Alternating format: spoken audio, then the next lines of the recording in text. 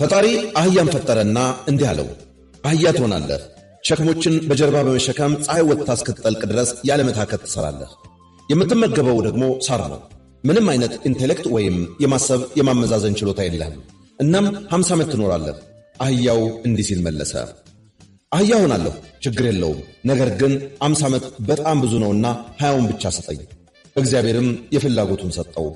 ፈጣሪ ውሻን ፈጠረና እንዲህ አለው፣ የሰውን ልጅ ቤት ትጠብቃለህ። የሰው ልጅም እውነተኛ ጓደኛ ትሆናለህ። ከጌታህ የሚጣልልህን ፍርፋሪ ትመገባለህ። እናም 30 ዓመት በሕይወት ትኖራለህ።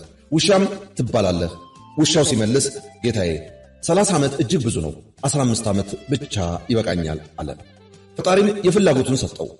ፈጣሪ ዝንጀሮን ፈጠረና እንዲህ አለው፣ ዝንጀሮ ትሆናለህ። በዛፎች ቅርንጫፍ ወዲያና ወዲህ እየተንጠለጠልክ ትርኢት ትሠራለህ። በድርጊትህም አስገራሚ ትሆናለህ። እናም 20 ዓመት ትኖራለህ። ዝንጀሮው ሲመልስ 20 ዓመት መኖር በጣም ብዙ ነው፣ 10ሩ ብቻ ይበቃኛል አለ። ፈጣሪም የምኞቱን ሰጠው። በመጨረሻም ፈጣሪ ሰውን ፈጠረና እንዲህ አለው፣ የሰው ልጅ ትባላለህ።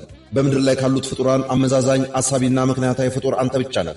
በሌሎች ፍጡራን ላይ ለመንገስም የማሰብ ችሎታን ትጠቀማለህ። በሌሎች ፍጡራን ላይ ነግሰህም 20 ዓመትን ትኖራለህ አለው። የሰው ልጅ የተሰጠውን የማሰብ ችሎታውን ተጠቅሞ ሲመልስ ጌታዬ እሺ የሰው ልጅ ሆናለሁ፣ ነገር ግን 20 ዓመት መኖር እጅግ ሲበዛ ትንሽ ነው።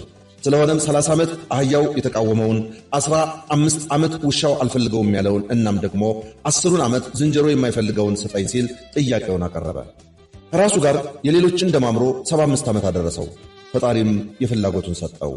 እናም የሰው ልጅ ሕይወት ከዛን ጊዜ ጀምሮ 20ውን ዓመት እንደ ሰው ይኖራል። ሳያገባ ትዳር ሳይመሰርት ለአንድ ወዱ ሲኖር ማለት ነው። ከዛ በኋላ አግብቶ ትዳር ሲመሰርትና የቤተሰብ ኃላፊ ሲሆን 30ውን ዓመት ልክ እንደ አህያው የአህያውን ሚና ወስዶ ይኖራል። የቤተሰብ ኃላፊነቱን ይሸከማል። የአባወራነቱን ኃላፊነት ለመወጣትም ቀን ከሌት ያለመታከት ይሠራል። ቀጥሎም ልጆቹ እያደጉ ሲሄዱ 15ቱን ዓመት ልክ እንደ ውሻው አይነት ኑሮን ይመራል። ቤቱን ይጠብቃል፣ ይንከባከባል፣ ከልጆቹ ተርፎ የሚሰጠውንም ይበላል። አርጅቶ እየሸመገለ በሄደ ጊዜም ጡረታ ይወጣና 10ሩን ዓመት እንደ ዝንጀሮ አኗኗር ዘይቤ ይኖራል። ልጆቹን አጎራብቶ ከአንደኛው ቤት ወደ ሌላኛው ቤት በመዘዋወር የልጅ ልጆቹን በማጫወት በማዝናናት ያለፉ ዘመናትን ታሪክ በማውራት ያሳልፋል። ሕይወት ማለት እች ናት።